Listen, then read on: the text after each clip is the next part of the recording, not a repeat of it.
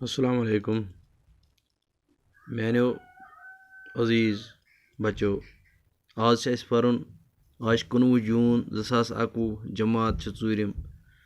मजमून कोशुर उनवान वक्त भागन इस वक्त दह रात बनान रात शुंगान सुबह वथान दहस काम करान रात आराम करान यह कित पता लगान कि वन गो दह शुरू वन गो रात शुरू वन बज ईद तो यह पर्न आज घर पे वक्त भागन वक्त कित पे आमुत वगरन वक्त कित पे बनान यह आज पर्न मैंने गुब्रो वो तुम ये लिखित वक्त भागन यानी वक्त कित पे बगरन वक्त कित पे पहचान करने तो यह पर्न आज परो वक्त भागन हिंस शमसी कमरी ईसवी हिजरी मोह मैंने गुब्रो ये कस लफज 1 2 3 4 5 6 वो क्या गो लफज तो हिंस गो अदद 1 2 3 4 यह गो अदद यह गो हिंस शमसी गो सू रेत या वहरी आफ्ताब के हिसाब मुताबिक शमसी यह शमसी रेत शमसी वहरी तम शमसी हिसाब आज यह 8 रेत 9 रेत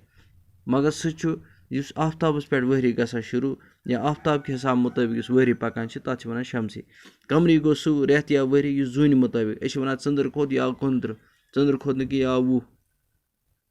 चंद्र खोत या 29 आज खोत न चंद्र कि यह 30 रेत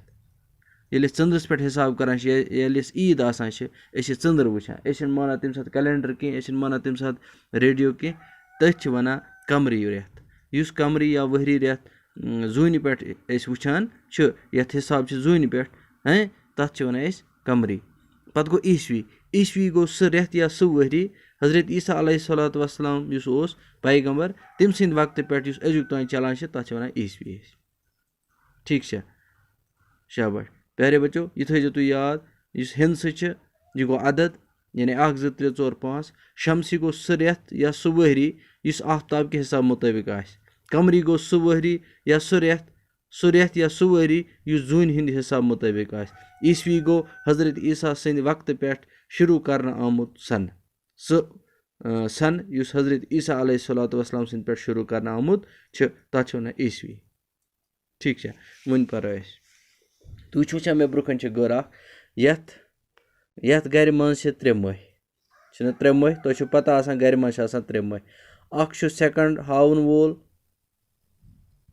यह बाकियों दयो हंद खोत ज्यूठ तो जविल यह सठा तेज पकान अक हिंस पे बेस तथ हिंसस ताम वातनस अत 60 सेकंड लगान ये 60 सेकंड पूर करान मिनटन हुंद मोह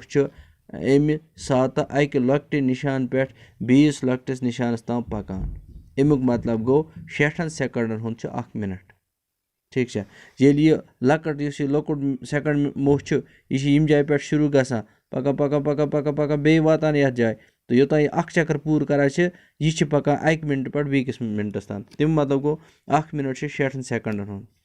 अमुक मतलब गो 60 सेकंडन हुंद 1 मिनट 20 महिस मिनटन हुंद मोह वन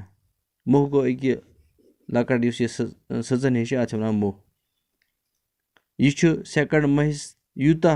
जविल यह सेकंड महिस यूता जविल ज्यूठ मगर तम खोत मुट पहन आसान अकि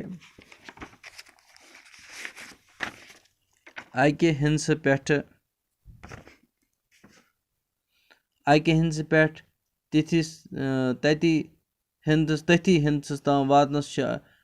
मिनटन हंदिस महिस 60 मिनट लगान ये 60 मिनट पूर करान घंटन हुंद मोह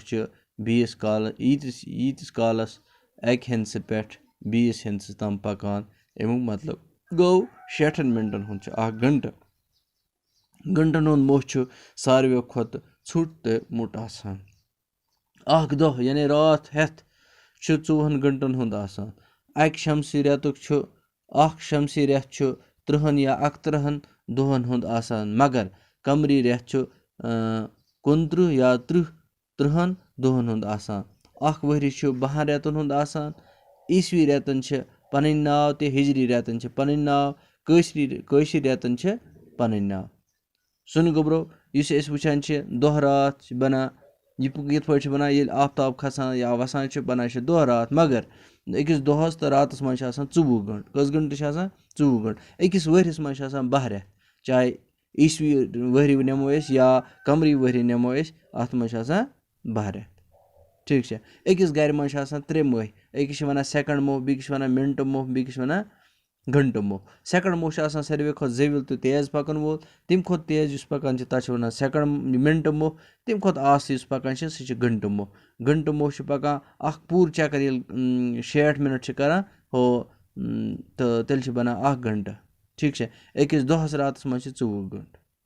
शाबाश यथ गर बजाय वंकिन अकिस बजाम यथ गर बजाय वंकिन 2 यथ गर बजाय वंकिन सोद 4 ठीक है वुच ये सवाल जवाब लिखियो सवाल अकिस गर मज कच मह आसान नंबर 2 अख दोह कचन घंटन हुंद आसान नंबर 3 अकिस वहरिस कच रेत आसान नंबर 4 कचन सेकंड हुंद 1 मिनट आसान नंबर 5 कचन मिनटन हुंद 1 घंटा आसान वुचु गोबरा अमिक जवाब क्या लिखित अकिस गर मज कच मह आसान जवाब अकिस गर मज 3 मह आसान अख दोह कचन घंटन हुंद आसान जवाब अख दोह यानी रात हेथ 24 घंटन हुंद आसान अकिस वहरियस मज अकिस अख वहरी कचन रेतन हुंद आसान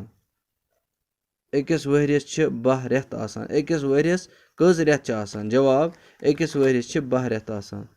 कचन सेकंड हुंद 1 मिनट आसान जवाब 1 मिनट 60 सेकंड हुंद आसान सवाल नंबर 5 कचन मिनटन हुंद 1 घंटा आसान जवाब 1 घंटा 60 मिनटन हुंद आसान दिन आमतन डबन मज बनावियो सही जुमला इस डबन मज आमत अलग अलग अल्फाज बनाने अम खतर सही जुमला 3 बनावे नंबर 1 लिखो अकिस मिनटस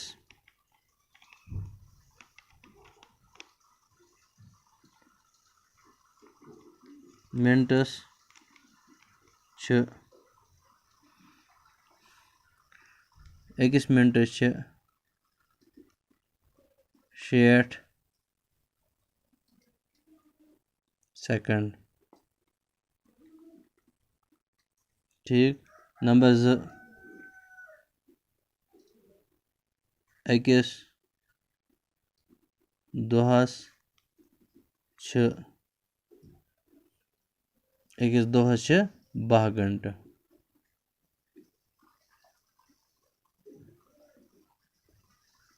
नंबर 3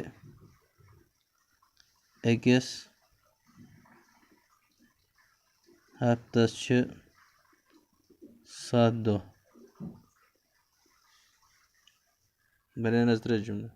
ठीक है प्यारे बच्चों ये जो आपने देखा पूरा सबक आज अच्छी तरह इसको अपनी कॉपी पर लिखकर और ये क्वेश्चन जो है ये सवाल जो है याद करना बाकी वसल्लम।